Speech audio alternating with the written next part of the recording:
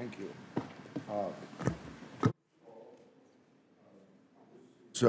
I'm leading into Dr. Cooper. Since 2018, I've been calling on the Federal Trade Commission to conduct a study on drug middlemen, including pharmacy benefit managers. Last summer, FTC agreed to conduct such a study. Given there is little known about the actions of PBMs, their business practices are very opaque, as you know. I believe this study must be conducted timely. So to you, is it important for the Federal Trade Commission to complete a study of PBMs in a timely manner? And if so, tell me why. Thank you, Senator Grassley. I absolutely agree with you that it's important that the FTC looks into pharmacy benefits managers. I think it's important that Congress does as well.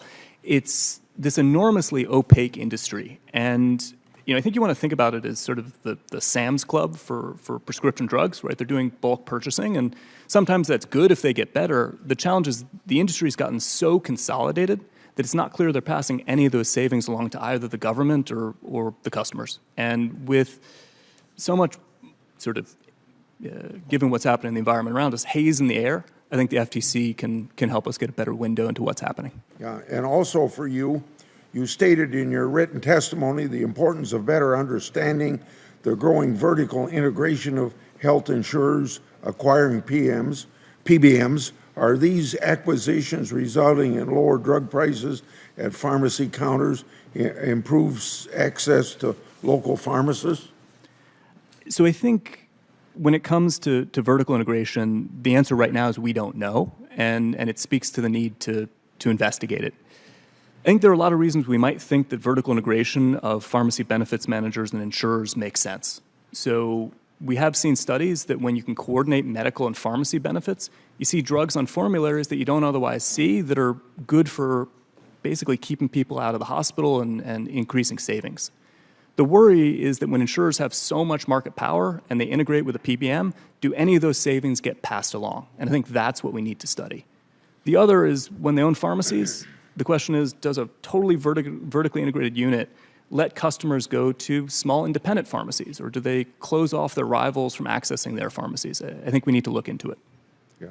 Ms. Pearson, I've written to I'm going to ask you about price transparency, but leading into that, I've written to the Department of HHS, Treasury, and Labor about implementing prescription drug transparency regulations as required by the No Surprise Act and price transparency regulations.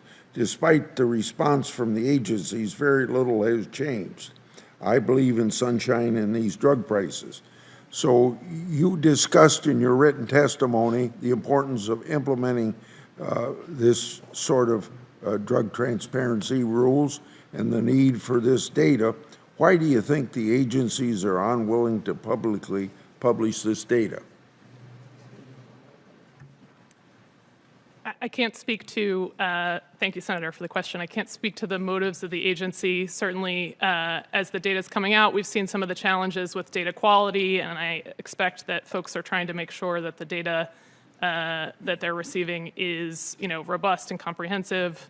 There have also been a number of legal challenges, but certainly we believe that transparency across all services is going to be beneficial to really understanding the market and the cost drivers. And so I am very hopeful that we will begin to see more of that information in the future.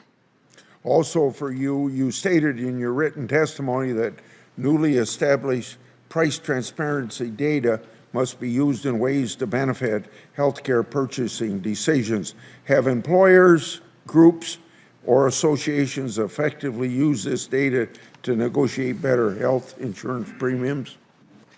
Thank you, Senator. As you know, employers are the leading purchaser of health insurance in the country, and so they're a very important stakeholder in order to drive down cost. They have worked for years with their companies that support them to try to give more information to the employees, to really motivate people to shop and to pursue care with lower cost providers. That has been incredibly challenging. Lots of research has shown that it's very difficult for consumers to shop for services. First, because many services that consumers need aren't shoppable, right? It's not planned, and so there's simply not enough time to make those decisions. Two, good information about the cost of services is hard to come by. People don't know what the episode of care is going to be. They don't know everything that they're going to need when they walk through the door. The No Surprises Act took a big step forward in requiring some of this information to be made public and to be put into the hands of patients, and so we commend that.